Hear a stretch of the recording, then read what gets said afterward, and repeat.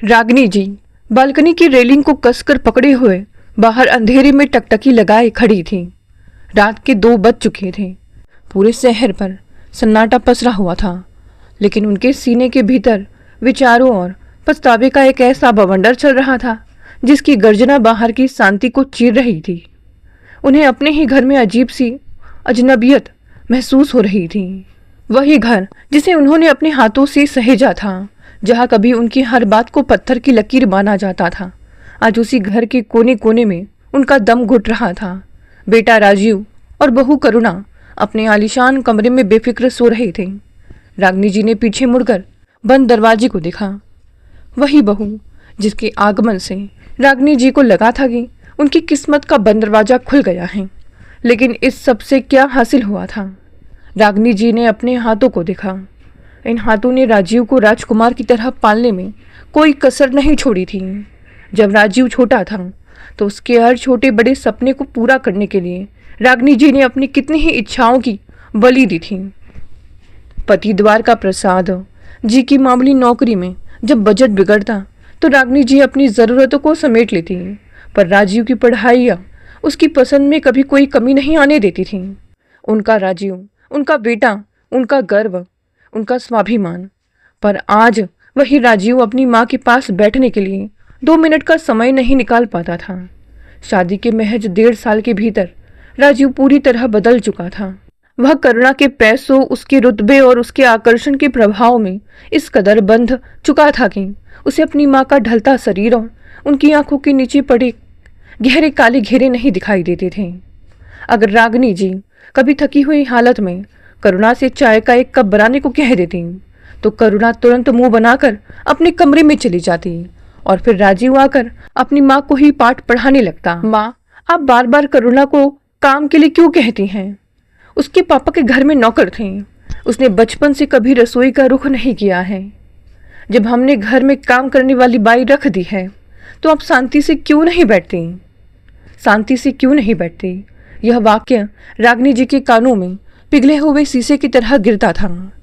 क्या एक माँ का अस्तित्व घर में केवल शांति से बैठने के लिए होता है? जिस घर की मालकिन वे जिंदगी भर रही, उसी घर में आज वे एक फालतू सामान की तरह कोने में ढकेल दी गई थी। नौकरानी के होने के बावजूद घर की असली व्यवस्था, राशन का हिसाब, सफाई की देखरेख और बीमार पति की दवाइयों का ध्यान रागिनी जी को ही रखना पड़ता था। करुणा का काम सिर्फ ऑनलाइन शॉपिंग करना, ब्यूटी पार्लर जाना और अपने स्मार्टफोन पर मायके वालों से गपशप मारना था। लेकिन रागिनी जी के दिल को सबसे बड़ा गहरा जख्म करुणा के इस रवैये से नहीं मिला था। उनके कलेजे को तो उस सच ने छलनी कर दिया था जो आज दोपहर ही उनके सामने होकर आया था। दरवाजा खुलते ही सामने उनकी बेटी हर्षिता खड़ी थी। हर्षिता रागिनी जी की लाडली, जिसकी सुंदरता पर रागिनी जी को हमेशा नाज था। लेकिन इस वक्त सामने जो लड़की खड़ी थी वह किसी सुंदर सपने का मलबा लग रही थी। आंखें सूजी हुई, बिखरे हुए बाल, साधारण सी अस्त व्यस्त साड़ी और हाथों में एक छोटा सा ट्रॉली बैग। हर्षिता रागिनी जी के मुंह से एक चीख निकलते निकलते रह गई। उन्होंने तुरंत बेटी को अंदर खींचकर दरवाजा बंद किया। तू अकेले कैसे आई बेटा?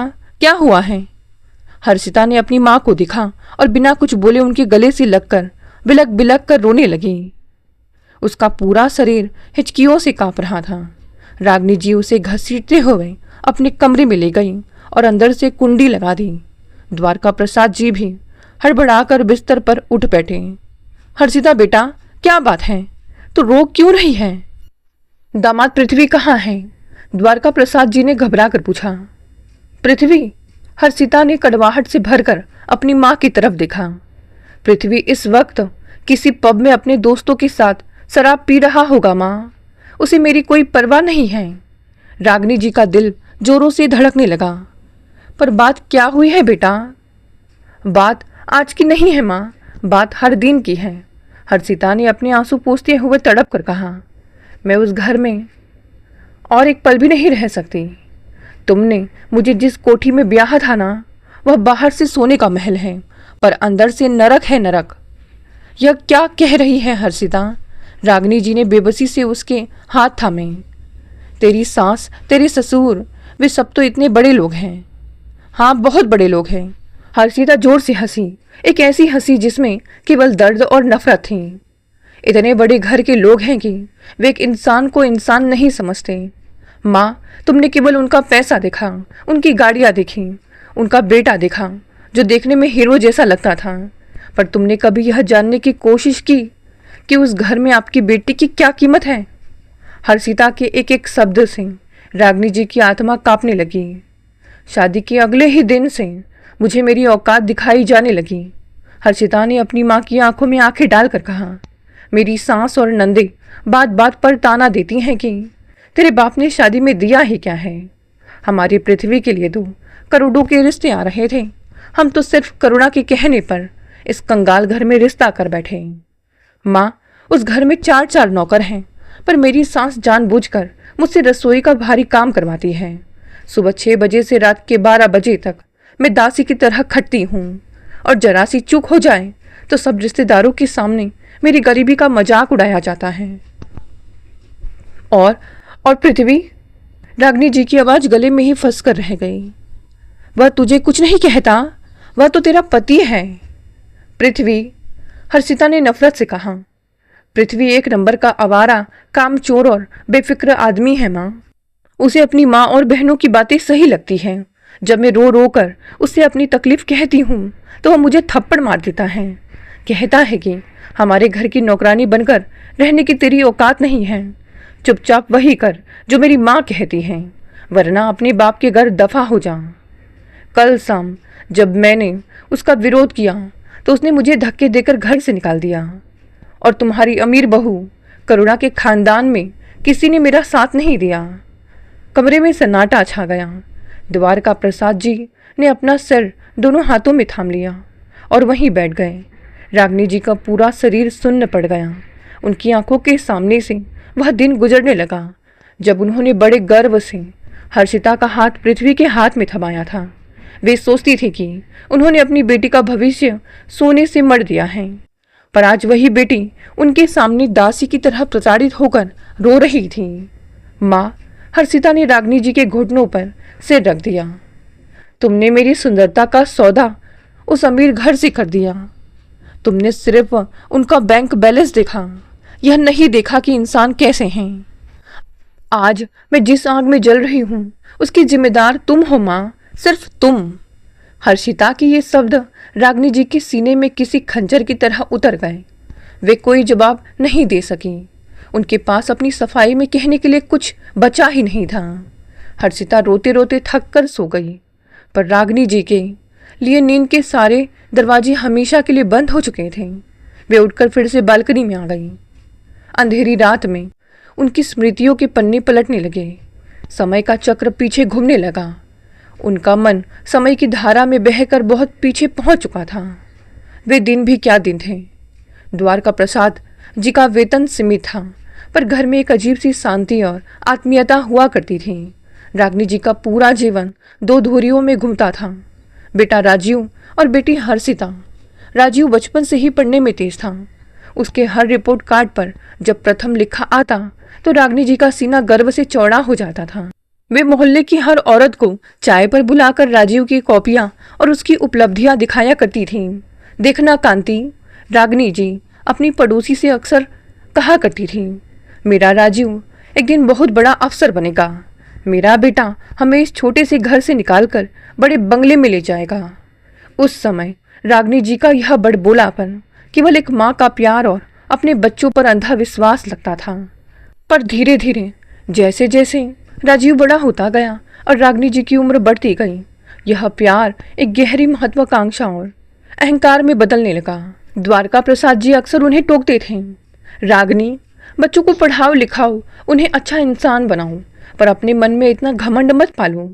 जिंदगी का कोई भरोसा नहीं होता। जो आज ऊपर है वह कल नीचे भी आ सकता है। तुम तो रहने ही दो।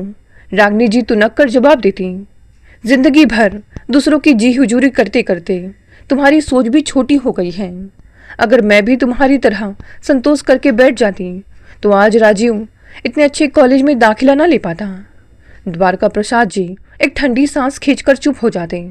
वे जानते थे कि रागिनी से बहस करना अपनी ऊर्जा बेकार करना है।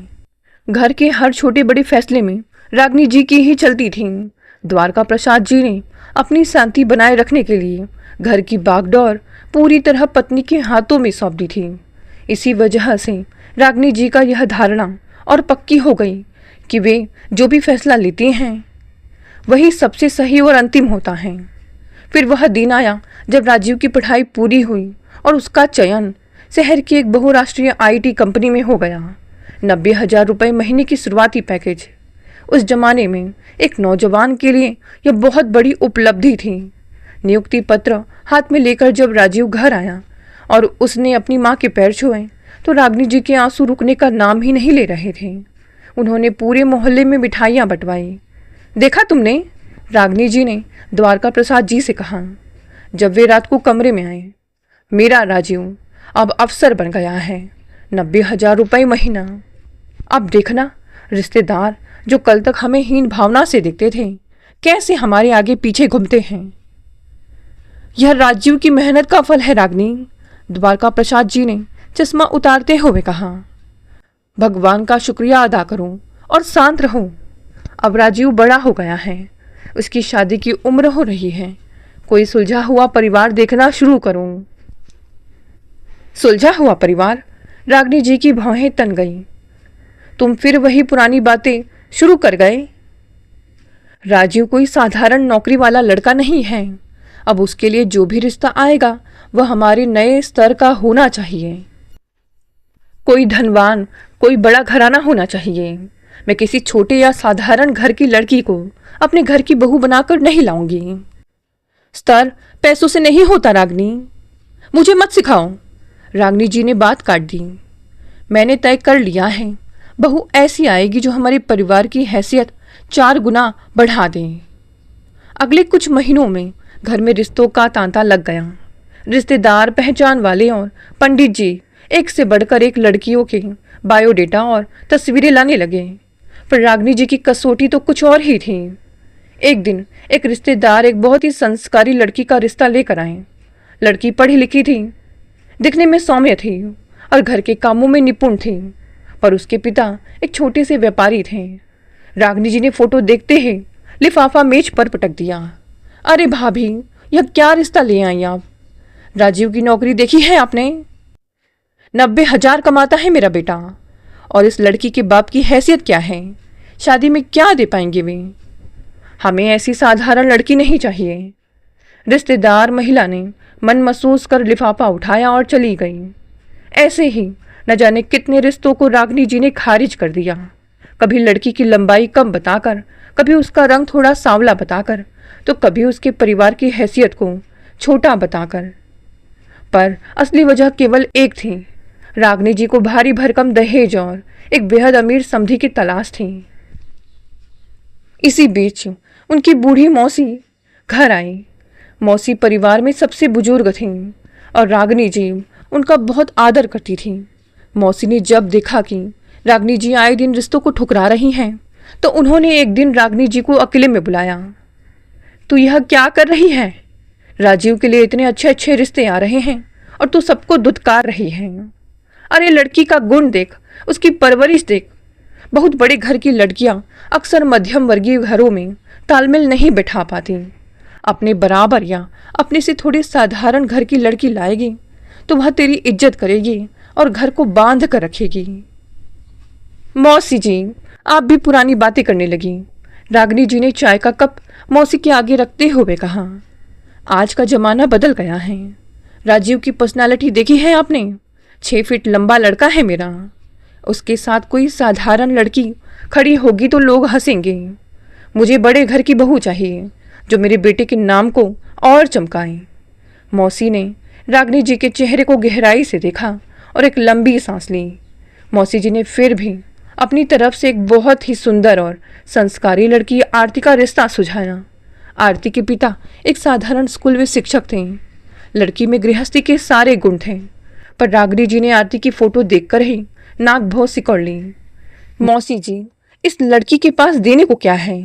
रागनी जी ने सीधे सवाल किया था। शिक्षक की बेटी है, 2-4 लाख में शादी निपटाना चाहेंगे। मेरे राजीव के लायक नहीं है यहाँ। रागनी जी ने मौसी के सामने ही उस रिश्ते को ठुकरा दिया था। दिन बीतते गए। एक रविवार की दोपहर जब घर के सभी लोग आराम कर रहे थे, घर का दरवाजा बजा। द्वारका प्रसाद जी ने उठकर दरवाजा खोला तो सामने रागनी जी के भाई खड़े थे। भैया जी शहर के जाने माने कपड़ा व्यापारी थे और बड़े बड़े घरानों में उनका उठना बैठना था। आइए भैया आइए। रागनी जी ने उत्साह से भाई का स्वागत किया। आज बड़े दिनों बाद याद आई हमारी। भैया जी ने सोफे पर बैठते हुए पानी का ग्लास लिया और मुस्कुरा कर कहा, रागनी, बिना किसी बड़े काम के तो मैं वैसे भी कम ही निकलता हूँ। आज एक ऐसा रिश्ता लाया हूँ कि तुम सुनोगी तो खुशी से उछल पड़ोगी। रिश्ता शब्द सुनते ही रागनी जी की आंखें चमक उठीं। वे तुरंत आकर बैठ गई। भैया जरा जल्दी बताइए, किसका रिश्ता है? शहर के सबसे बड़े सराफा व्यापारी सेठ बद्री प्रसाद जी को कौन नहीं जानता। उनकी इकलौती बेटी है करुणा।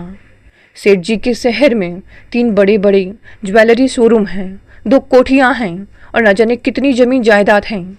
बेटी को राजकुमारी की तरह पाला है। रागनी जी की सांसें थम गईं।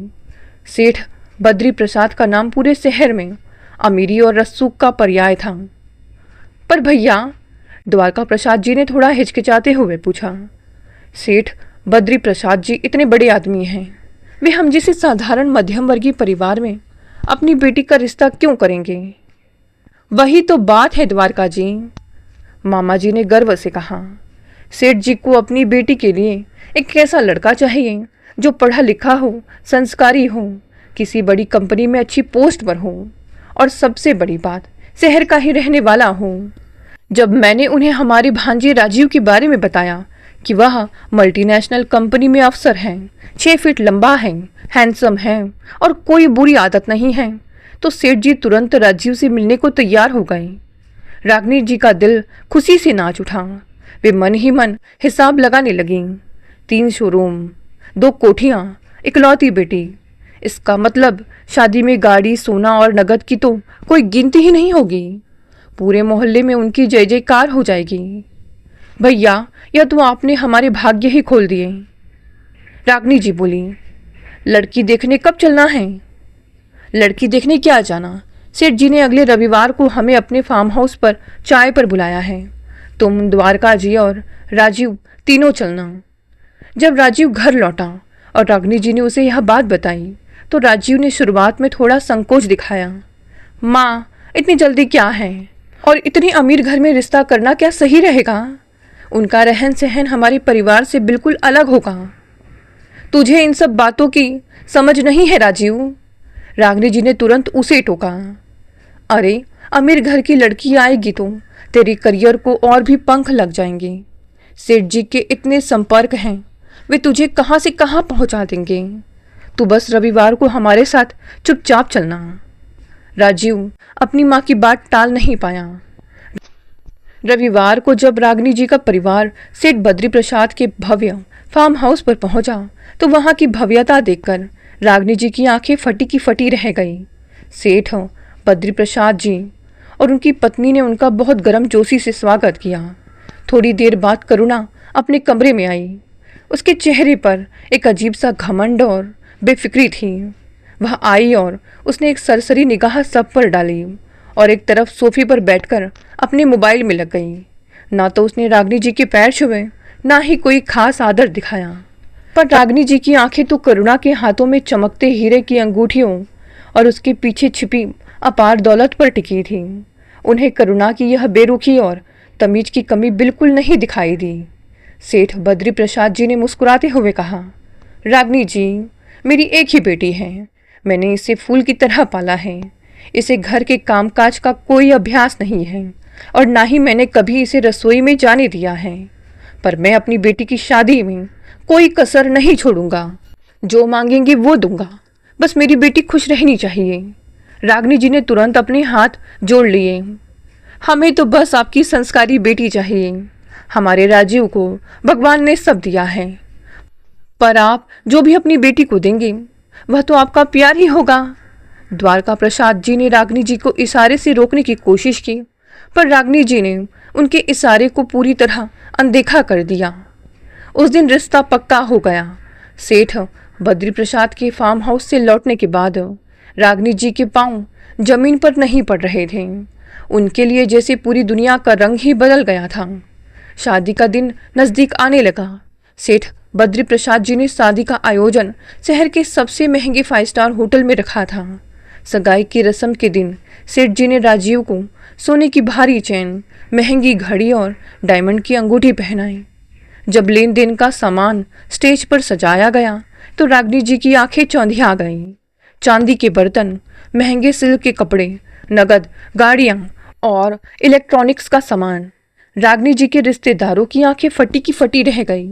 रागिनी जी स्टेज पर मुस्कुराती हुई खड़ी थी, मानो उन्होंने दुनिया की सबसे बड़ी जंग जीत ली हो। मौसी भी सगाई में आई हुई थी। वे एक कोने में खड़ी होकर यह सब देख रही थी।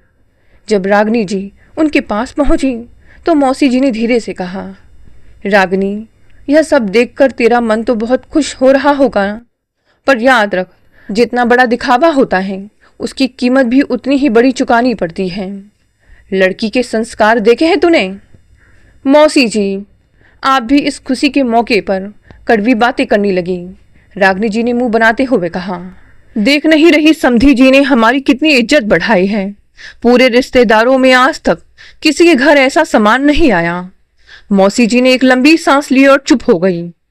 5 स्टार होटल की भव्यता देखते ही बनती थी। सैकड़ों तरह के व्यंजन, विदेशी फूलों की सजावट और शहनाई की गूंजों।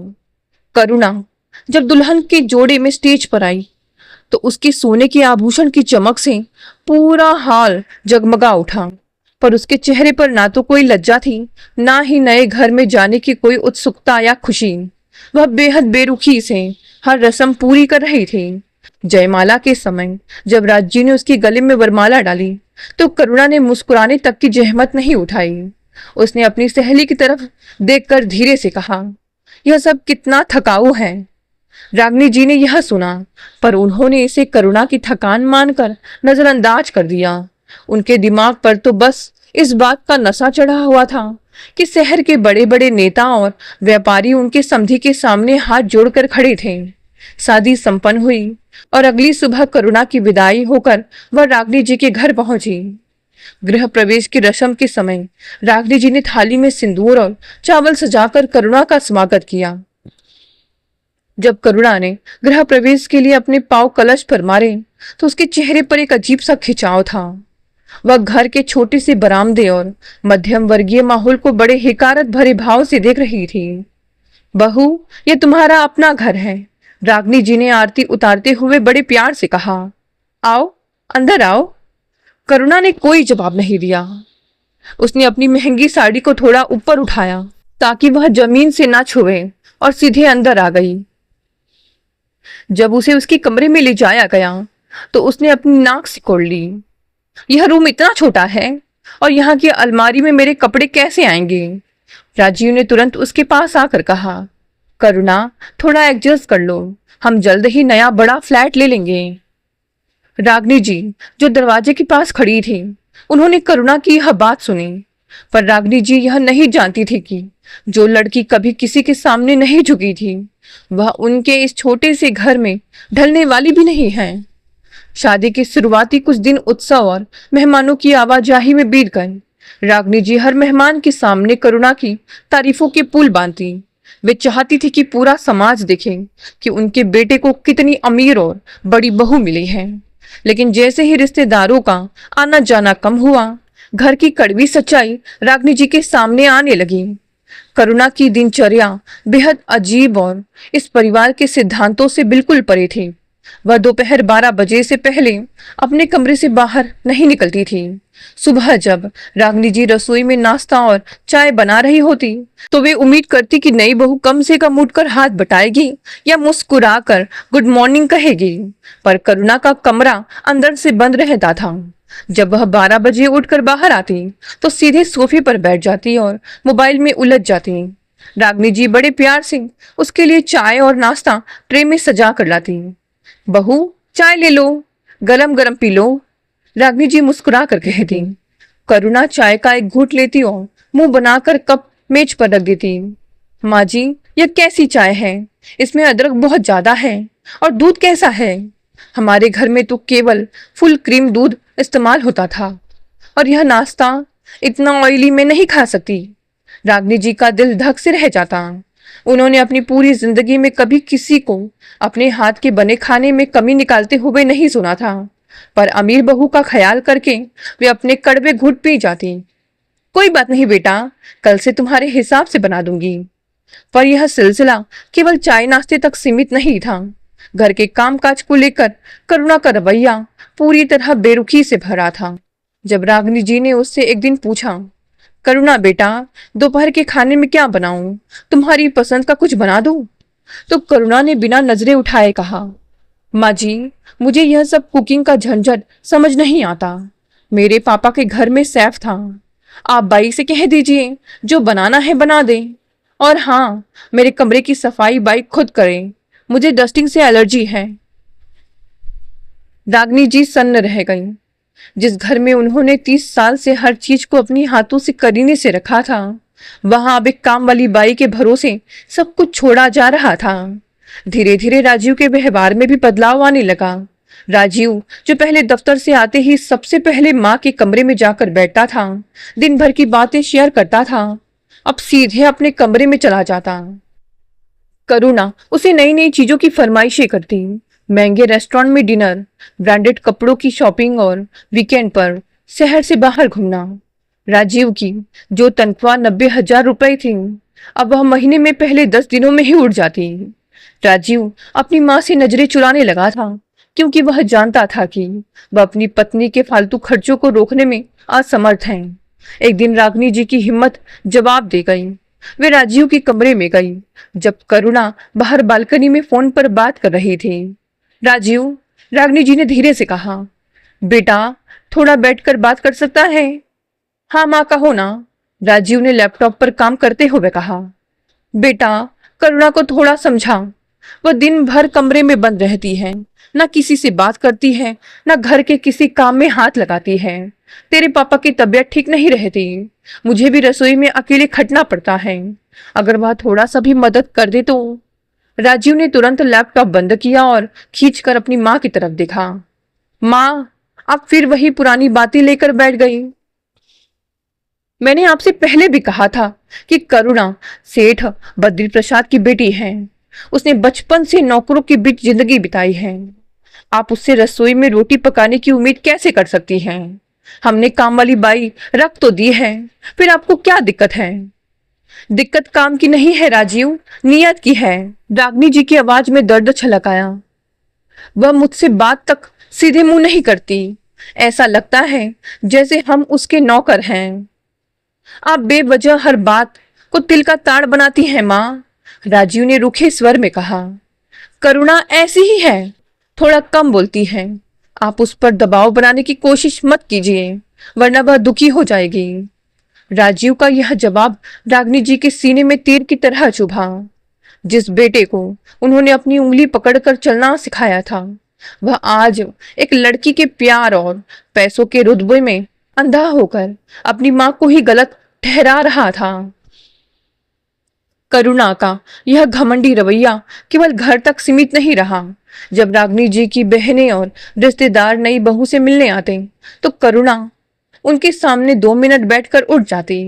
वह उनके साधारण उपहारों को देखकर हंसती और अपनी माँ से फोन पर उनके कपड़ों और बोलचाल का मजाक उड़ाती। एक शाम रागनी जी के देवर का परिवार घर आया। उन्होंने करुणा को उपहार में एक महंगी साड़ी दी। करुणा ने वह साड़ी ली, मेज पर फेंकी और बोली, चाची जी, यह कलर तो बहुत ओल्ड फैशन है। मेरी नौकरानी भी ऐसी कलर नहीं पहनती। पूरे हॉल में सन्नाटा छा गया। रागनी जी का चेहरा शर्म से लाल हो गया। देवर देवरानी बिना चाय पिए ही उठकर चले गए। उस दिन रागनी जी को एहसास हुआ कि अमीर बहू लाने का जो ढिंढोरा उन्होंने पूरे समाज में पीटा था, वही बहू आज उनके स्वाभिमान की धज्जियां उड़ा रही थी। रागनी जी जब रात को रो रही थी, तो द्वारका प्रसाद जी ने उनके कंधे पर हाथ रखा। रागनी, मैंने तुमसे कहा था ना कि पैसों की चमक में इंसान का चरित्र मत भूलो। तुमने अच्छी अच्छी संस्कारी लड़कियों को केवल इसलिए ठुकरा दिया था क्योंकि उसके बाप के पास पैसे नहीं थे। आज भुगतो इस अमीरी के अहंकार को। रागिनी जी के पास अपने पति की बात का कोई जवाब नहीं था, पर दुखों का यह तो केवल आगाज था। अभी उनकी लाडली बेटी हर्षिता के जीवन में जो जहर घुलने वाला था, उसकी तो रागिनी जी ने कभी कल्पना भी नहीं की थी। करुणा के घर में आने और उसकी बेरुखी से रागिनी जी का मन खिन्न रहने लगा था, लेकिन वह अभी भी सुधरी नहीं थी। समाज की नजरों में वे खुद को अभी भी एक सफल और भाग्यशाली सास के रूप में ही पेश करती थी। अपनी झूठी शान को और बड़ा करने के लिए रागिनी जी की नजरों में अब केवल एक ही ध्येय बचा था, बेटी हर्षिता का रिश्ता। हर्षिता देखने में अत्यंत सुंदर, सुशील और पढ़ाई में भी होशियार थी। रागिनी जी के रिश्तेदारों के यहाँ से उसके लिए एक से बढ़कर एक संस्कारी लड़कों के प्रस्ताव आ रहे थे। एक दिन रागिनी जी की एक दूर की रिश्तेदार अपने बेटे का रिश्ता लेकर आई। लड़का एक अच्छे बैंक में था, उसका अपना मकान था और परिवार बेहद सादगी पसंद और संस्कारी था। रागिनी रिश्तेदार ने चाय पीते हुए कहा, मेरा बेटा निशांत बहुत सीधा और जिम्मेदार है। हर्षिता को हम बहू नहीं बेटी बना कर रखेंगे। हमें कोई शादी ब्याह में लंबा चौड़ा लेन देन नहीं चाहिए। रागिनी जी ने उस समय तो हाँ हाँ कर दिया, पर जैसे ही रिश्तेदार घर से गई, उन्होंने उस रिश्ते का बायोडाटा मेज पर पटक दिया।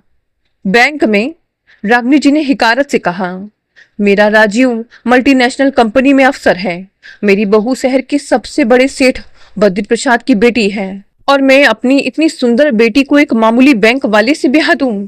लोग क्या कहेंगे कि बहू तो इतने बड़े घर से ले आई और बेटी को एक साधारण घर में ढकेल दिया। द्वारका प्रसाद जी ने इस बार भी टोकना चाहा।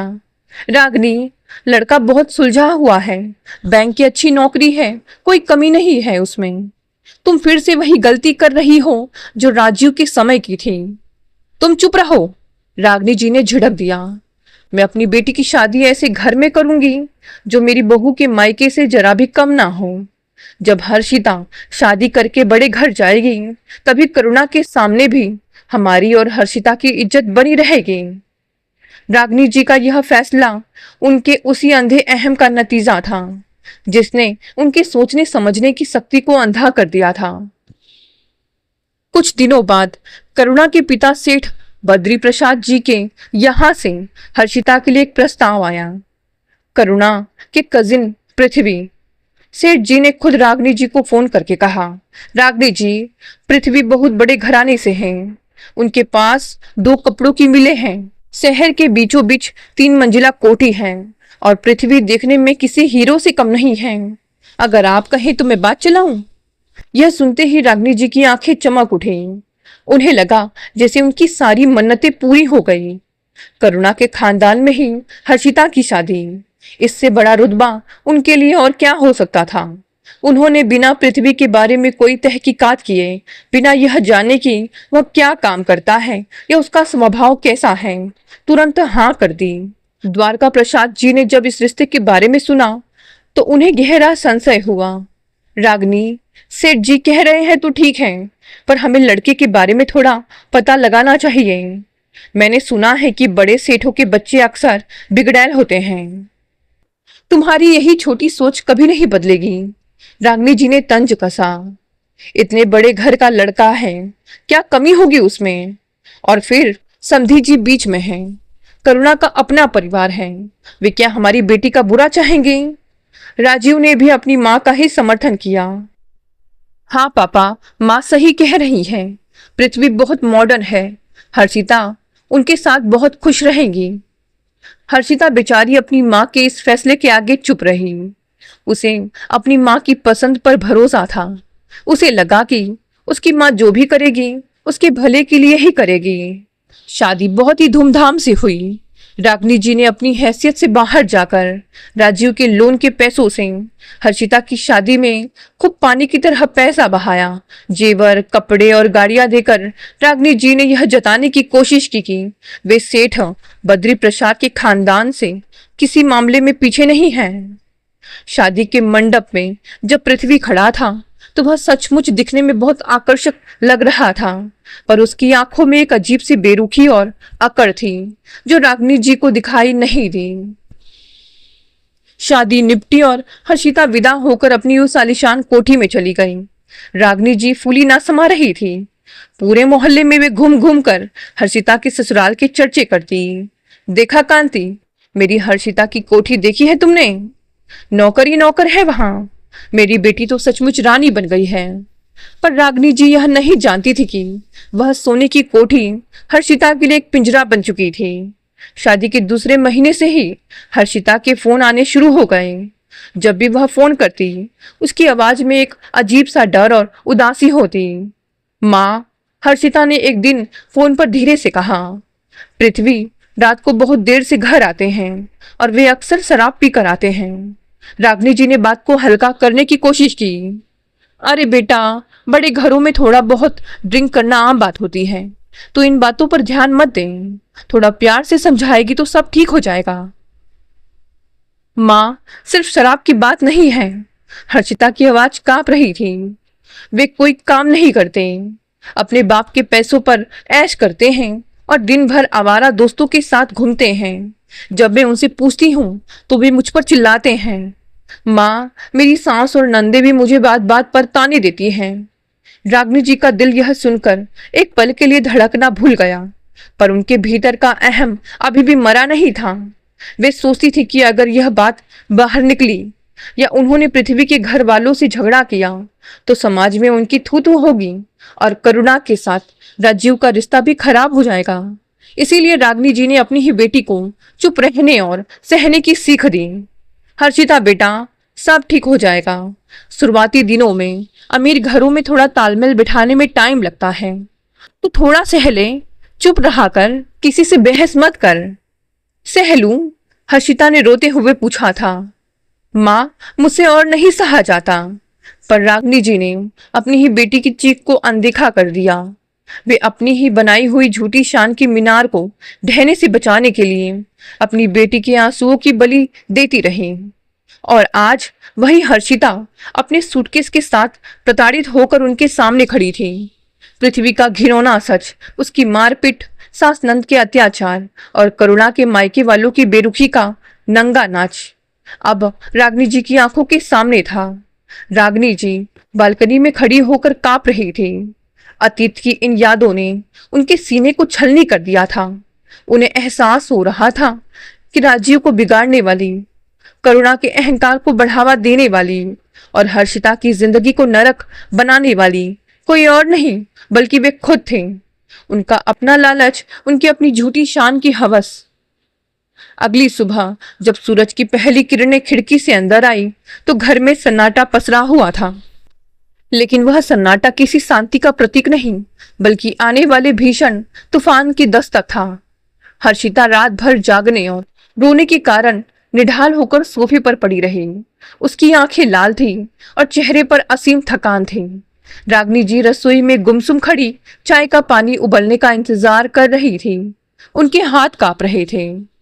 सुबह के 9 बजे करुणा अपने कमरे से बाहर निकली। माँ जी, करुणा ने थोड़ी ऊंची आवाज में कहा, ड्राइंग रूम में यह सब क्या फैला कर रखा है? सुबह सुबह कोई घर आए तो क्या सोचेगा? और हर्षिता, आप इस तरह बैग लेकर यहाँ क्यों बैठी हैं? हर्षिता ने सिर उठाया और करुणा की तरफ देखा। करुणा, यह मेरा मायका है। मैं यहाँ जब चाहूं आ सकती हूँ। इसका मतलब यह नहीं कि जब भी आपका अपने पति से झगड़ा हो आप बैग उठाकर यहाँ आ जाएं। करुणा ने तंज कसा। मेरी मम्मी कह रही थी कि पृथ्वी भाई बहुत परेशान हैं। आपने उनके घर में हंगामा किया और बिना बताए निकल आई। हमारे खानदान की भी समाज में कोई इज्जत है या नहीं? करुणा की बात सुनकर रागनी जी के सीने में आग लग गई। अब तक वे करुणा की हर बदतमीजी सहती आई थी, पर अपनी बेटी के दर्द पर इस तरह नमक छिड़कते देख उनका धैर्य टूट गया। वे रसोई से बाहर निकली। बस करुणा, बहुत हो गया, रागनी जी ने कड़े स्वर में कहा। तेरी हिम्मत कैसे हुई हर्षिता से इस लहजे में बात करने की? तुझे पता भी है कि पृथ्वी ने इसके साथ क्या किया है? वह शराब पीकर इसे मारता पीटता है और तू यहाँ अपने खानदान की इज्जत का ढोल पीट रही है। करुणा सन्न रह गई। उसने आज तक अपनी सास को इस रूप में नहीं देखा था, पर उसने भी हार नहीं मानी। माँ जी, आप चिल्ला किस पर रही हैं? पृथ्वी भाई जैसा भी करते हैं हर्षिता को संभालना चाहिए। बड़े घरों में ऐसा ही होता है। और वैसे भी आपके बेटे राजीव की नौकरी मेरे पापा के संपर्कों की वजह से आज तरक्की पा चुकी है, यह मत भूलिए। इसी बीच राजीव भी कमरे से बाहर आ गया। उसने माहौल देखा और तुरंत अपनी पत्नी के पक्ष में खड़ा हो गया। माँ, आप करुणा पर क्यों चिल्ला रही हैं? राजीव ने गुस्से में कहा। हर्षिता की खुद की कोई गलती होगी। पृथ्वी बहुत अच्छे इंसान है। हर्षिता को बात बात पर छोटी बातों का बतंगड़ बनाकर मायके आने की आदत हो गई है। राजीव, द्वारका प्रसाद जी ने कड़क आवाज में कहा, तो अपनी बहन के घाव पर मरहम लगाने के बजाय उस इंसान का साथ दे रहा है जिसने तेरी बहन पर हाथ उठाया है। तुझे जरा भी शर्म नहीं आती? पापा, आप बीच में मत बोलिए, राजीव ने बेरुखी से कहा। अगर हर्षिता को यहाँ रहना है तो रहे, पर घर का माहौल खराब करने की जरूरत नहीं है। करुणा को यह सब पसंद नहीं है। राजीव का यह वाक्य रागिनी जी के दिल पर अंतिम प्रहार था। जिस बेटे के लिए उन्होंने अपनी पूरी जिंदगी कुर्बान कर दी, जिस बेटे की शादी अमीर घर में कराने के लिए उन्होंने अपने सारे सिद्धांत बेच दिए, आज वही बेटा अपनी बहन के आंसुओं और माँ बाप के स्वाभिमान को अपनी पत्नी के पैरों तले रौंद रहा था। रागिनी जी ने राजीव और करुणा को देखा। उन्हें लगा कि इस घर में अब उनका कोई वजूद नहीं बचा था। यह घर अब उनका नहीं, बल्कि उस पैसों के अहंकार का था जो वे खुद इस घर में खींच कर लाई थी। द्वारका जी, रागिनी जी की आवाज बहुत धीमी और भारी हो गई। अब इस घर में मेरा दम घुटता है। मैं यहाँ और नहीं रह सकती। रागिनी, तुम कहाँ जाओगी? द्वारका प्रसाद जी ने घबरा कर पूछा। मैं मौसी जी के पास जा रही हूँ, रागिनी जी ने स्थिर स्वर में कहा। मुझे कुछ दिनों के लिए इस घर से, इस माहौल से दूर जाना है। अगर मैं यहाँ रही तो मेरा मानसिक संतुलन बिगड़ जाएगा। हर्षिता ने अपनी माँ का हाथ पकड़ा। माँ, आप मुझे छोड़कर मत जाइए। मैं तुझे छोड़कर नहीं जा रही बेटा, रागिनी जी ने हर्षिता के आंसू पोंछे। तू अपने पापा के साथ यहीं रहे। राजीव भले ही बदल गया हो, पर द्वारका जी तेरे साथ हैं। मैं सिर्फ अपने मन के इस तूफान को शांत करने जा रही हूँ। रागिनी जी ने अपना छोटा सा बैग उठाया। राजीव ने उन्हें रोकने की एक औपचारिक कोशिश तक नहीं की। करुणा चुपचाप खड़ी अपने मोबाइल में व्यस्त होने का नाटक करती रही। जब रागिनी जी घर के दरवाजे से बाहर निकली तो उन्हें लगा जैसे वे किसी कंक्रीट के जेल से बाहर आ रही हों। उनकी आंखें बह रही थी, पर पांव मौसी के घर की तरफ बढ़ रहे थे। शहर के दूसरे कोने पर एक शांत और पुराने मोहल्ले में मौसी का घर था। नीम के पेड़ों की छाया और पुरानी ईंटों से बना वह छोटा सा मकान रागिनी जी को हमेशा से एक अलग ही सुकून देता था। जब रागिनी जी ने मौसी का दरवाजा खटखटाया तो मौसी जी ने दरवाजा खोला। रागिनी जी का उतरा हुआ चेहरा, सूजी हुई आंखें और हाथ में बैग देखकर मौसी जी सब समझ गई। उन्होंने कोई सवाल नहीं पूछा। मौसी ने रागिनी जी का हाथ थामा और उन्हें अंदर ले आई। आ गई रागिनी बेटा, मौसी जी ने बहुत शांत स्वर में कहा। मैं तो जानती ही थी कि एक न एक दिन यह छलावा टूटेगा ही। बैठ यहाँ। रागिनी जी सोफे पर बैठी और मौसी के गले लगकर फुट फुट कर रो पड़ी। वे सालों से संजोए अपने झूठे स्वाभिमान, अपने बेटे की बेरुखी, अपनी बहू के अहंकार और अपनी बेटी के बर्बाद होते जीवन का सारा दर्द आंसुओं के रूप में बहाने लगी। मौसी जी चुपचाप उनकी पीठ सहलाती रही। जब रागिनी जी का रोना थोड़ा कम हुआ तो मौसी जी ने उन्हें पानी पिलाया और कड़े लहजे में कहा, आज रो ले रागिनी, जितना रोना है रो ले।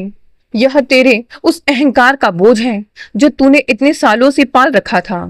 अब बता क्या हुआ? रागिनी जी ने हिचकियों के बीच करुणा के रवैये, राजीव की अंधी वफादारी और हर्षिता के साथ पृथ्वी के अत्याचारों की पूरी कहानी मौसी को सुना दी। मौसी ने सब कुछ शांत होकर सुना। फिर उन्होंने रागिनी जी की आंखों में आंखें डालकर कहा, रागिनी, आज तू दूसरों को दोष दे रही है, पर इस तबाही की पहली ईंट तूने खुद रखी थी।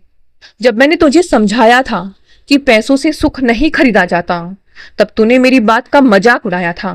तूने राजीव के लिए संस्कारी बहू नहीं, बल्कि उसका बैंक बैलेंस देखा था। तूने आरती जैसी सीधी साधी लड़की को केवल इसलिए ठुकरा दिया था क्योंकि उसका बाप गरीब था। रागिनी जी ने पछतावे में सिर झुका लिया। मौसी जी, मुझे माफ कर दो, मुझसे बहुत बड़ी भूल हो गई। माफी मुझसे मत मांग रागनी, उस ऊपर वाले से मांग और अपनी उस सोच से मांग जिसने तेरे हंसते खेलते परिवार को इस मोड़ पर लाकर खड़ा कर दिया। मौसी ने कहा, खैर तू यहाँ कुछ दिन रहे, अपने मन को शांत कर। जब तक तू खुद अंदर से नहीं बदलेगी तब तक तेरे घर के हालात नहीं बदलेंगे। अगले 2 दिनों तक रागनी जी मौसी के घर पर ही रही। वहां का शांत वातावरण, मौसी की कड़वी पर सच्ची बातें और कोई मानसिक दबाव ना होना, इन सब ने रागनी जी के भीतर का एक मंथन शुरू कर दिया था। वे अपनी हर पुरानी गलती को याद कर रही थी।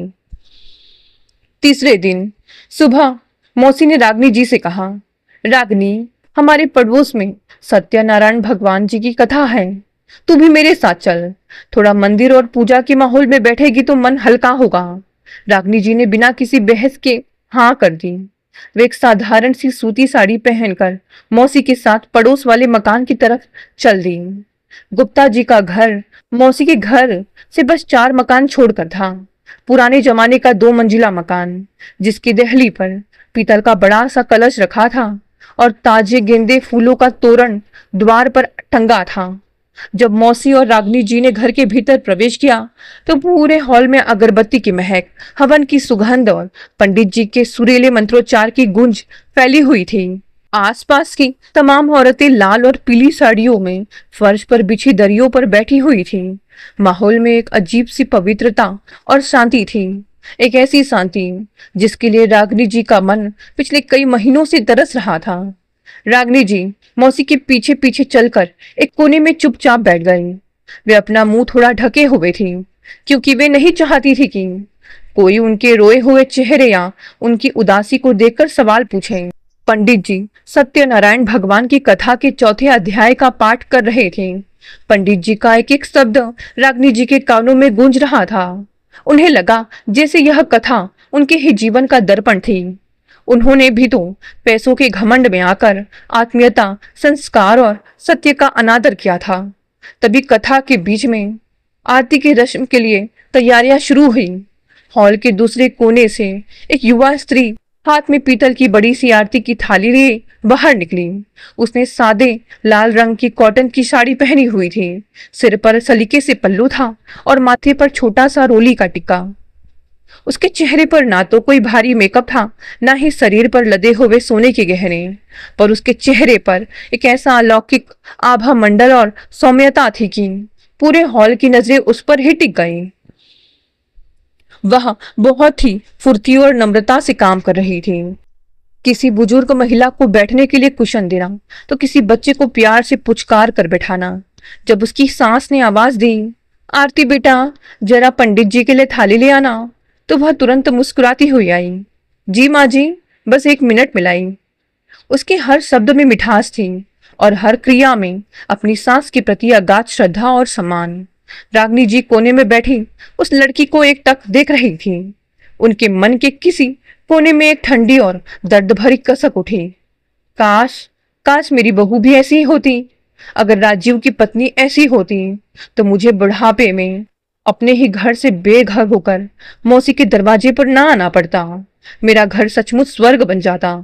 पर जैसे जैसे वह लड़की आरती की थाली लेकर हर एक श्रद्धालु के पास पहुंचने लगी, रागनी जी के दिल की धड़कनें अचानक तेज होने लगी। वह सांवला सा मासूम चेहरा, वह माथे की बिंदी और वह जाना पहचाना सौम्य अंदाज, रागनी जी की आंखें फटी की फटी रह गईं।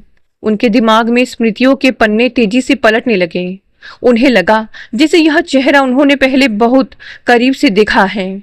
मौसी जी, रागनी जी ने कांपते हाथों से मौसी का पल्लू खींचा और उनके कान में फुसफुसा कर पूछा, यह गुप्ता जी की बहू कौन है?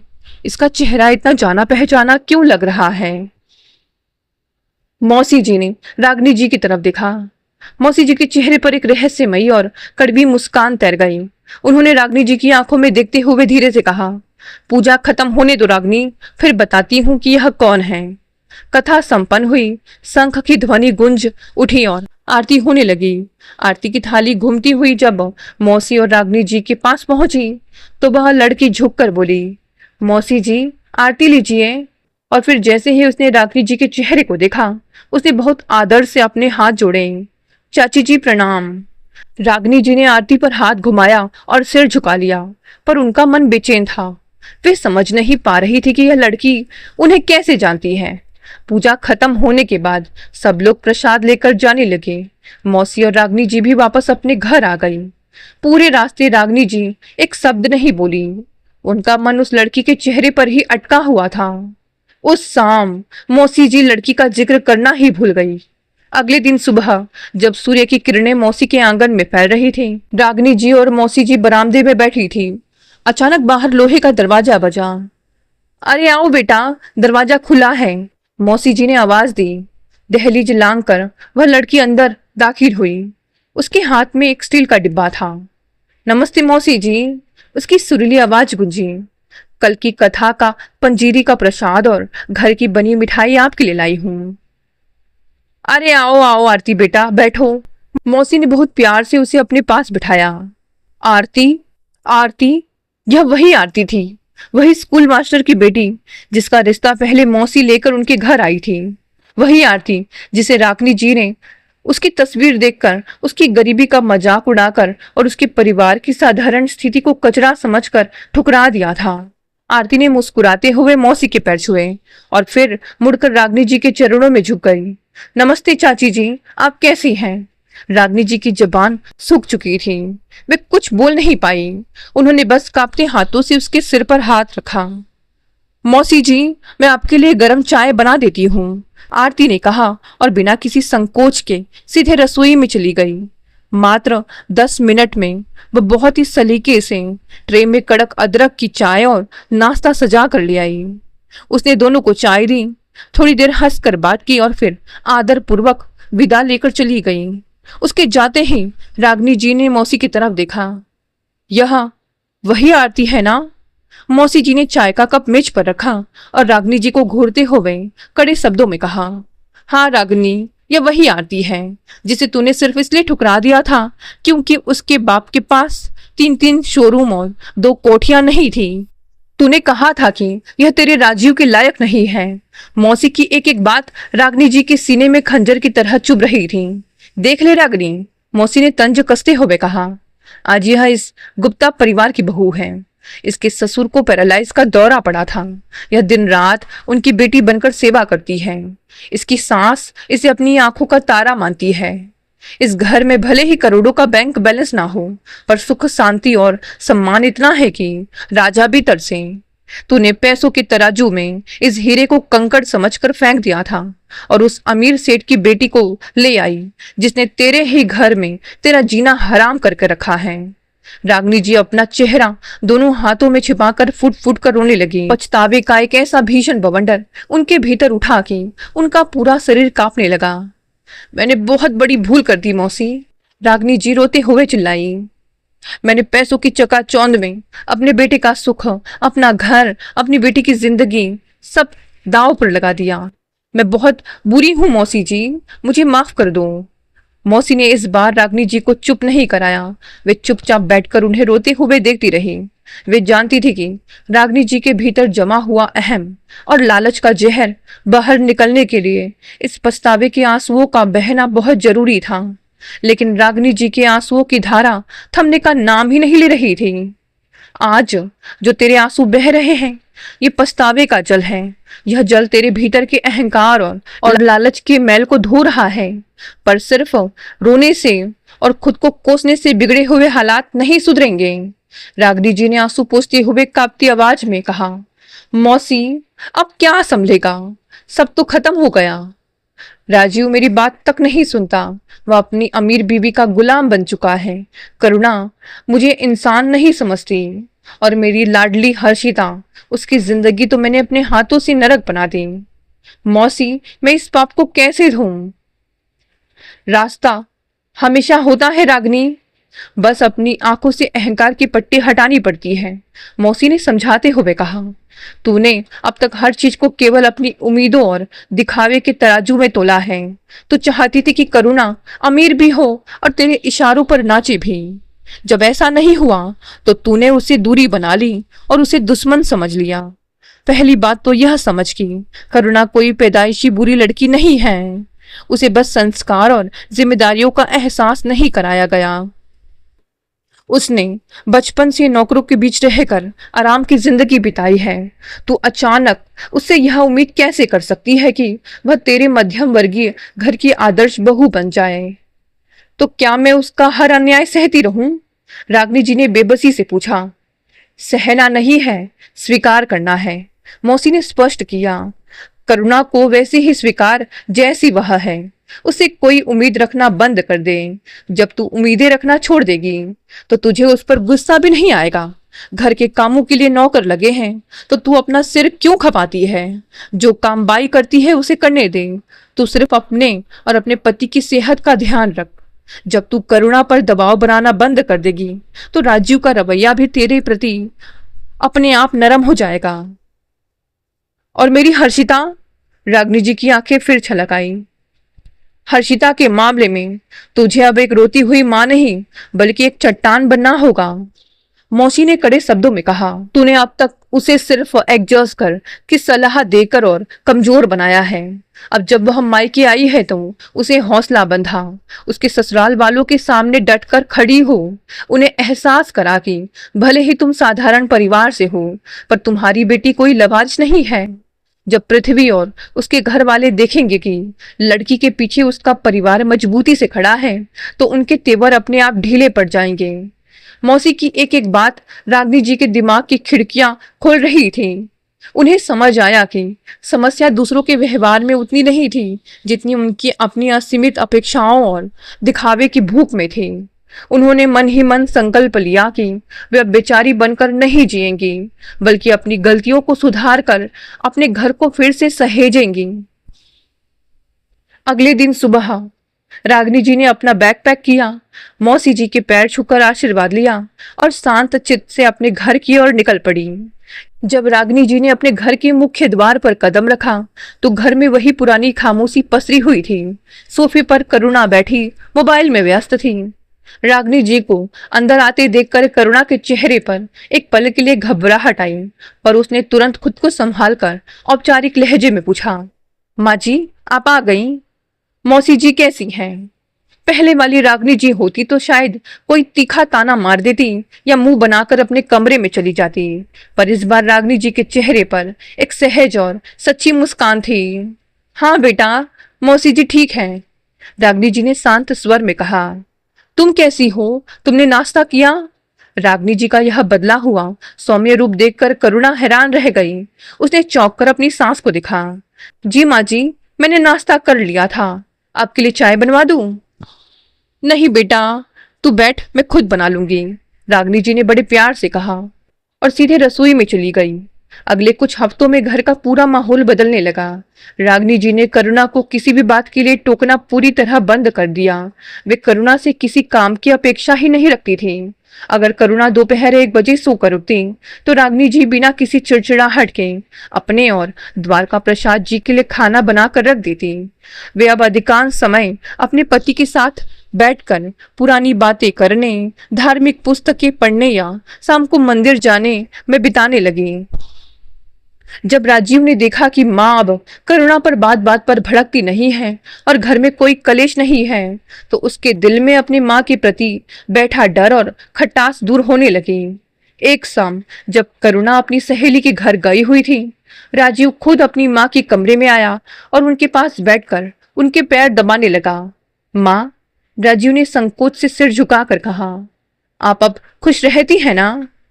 मुझे माफ कर देना माँ, मैंने उस दिन आपसे बहुत बदतमीजी से बात की थी। रागिनी जी ने बेटे के सिर पर हाथ फेरा, आंखों में वात्सल्य लिए बोली, कोई बात नहीं राजीव, मुझे अब समझ आ गया है कि बच्चों की खुशी में ही माँ की असली खुशी होती है। तुम दोनों सुखी रहो, मुझे और कुछ नहीं चाहिए। रागिनी जी का बदलाव करुणा भी महसूस कर रही थी। जब उस पर से सांस की उम्मीदों और तानों का भारी दबाव हटा तो उसका रक्षात्मक और घमंडी रवैया भी धीरे धीरे पिघलने लगा।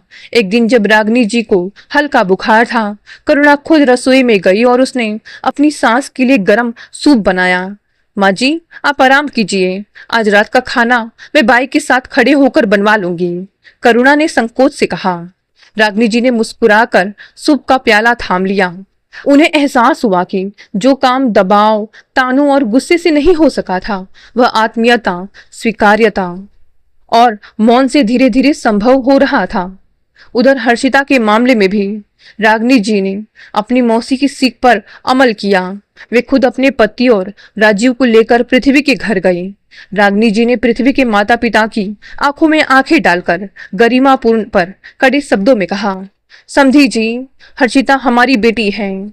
अगर हमारी आर्थिक स्थिति आपके बराबर नहीं है तो इसका मतलब यह नहीं कि हमारी बेटी का कोई आत्मसम्मान नहीं है। अगर पृथ्वी अपनी कुसंगति छोड़कर सुधरने को तैयार नहीं है तो हम अपनी बेटी को आपके घर नहीं भेजेंगे। हम कानून की मदद लेने से भी पीछे नहीं हटेंगे। रागिनी जी और राजीव का यह दृढ़ संकल्प देखकर पृथ्वी के घर वाले सन्न रह गए। उन्हें एहसास हो गया कि अब हर्षिता अकेली नहीं है। इस बातचीत का असर यह हुआ कि पृथ्वी की हेकड़ी निकल गई और उसने अपनी गलतियों के लिए माफी मांगी। रागिनी जी के जीवन में कोई जादुई चमत्कार नहीं हुआ था। ना तो उनका घर रातों रात महल बना, ना ही उनकी बहू सर्वगुण संपन्न। पर रागिनी जी की अपनी सोच बदल चुकी थी। उन्होंने पैसों की झूठी चमक को पीछे छोड़कर प्रेम, स्वीकार्यता और संतोष का मार्ग चुन लिया था। दोस्तों, ये कहानी यही समाप्त हो गई। कहानी पसंद आई तो इसे लाइक, शेयर, कमेंट करें। नए हैं तो चैनल को भी सब्सक्राइब कर लें। धन्यवाद दोस्तों, मिलते हैं अगली नई कहानी से।